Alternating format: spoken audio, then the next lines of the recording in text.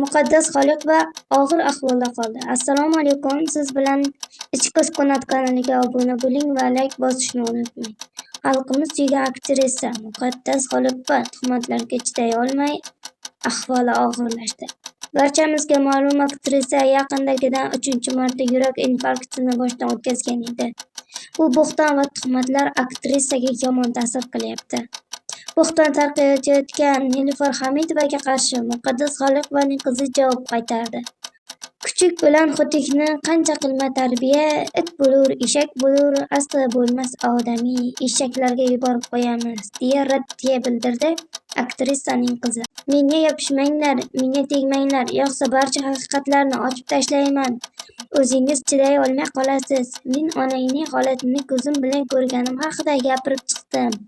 Nima yolg'on gapirdimmi? deydi Nilufar Hamidova. Muqaddas Xoliqovani mazax qilib chiqqan videosi ijtimoiy tarmoqlarda juda keng muhokamalarga sabab bo'ldi. Tuhmatlar esa aktrisaga og'ir botgani aniq. Xalq esa g'azabda. Nilufar Hamidovaga nisbatan keyingi qanday choralar ko'rilishi hozircha bizga noma'lum. Keyingi voqealar rivoji va bu jang qanday tugashi sizga qiziq bo'lsa, bizning kanalga obuna bo'ling va layk bosishni unutmang.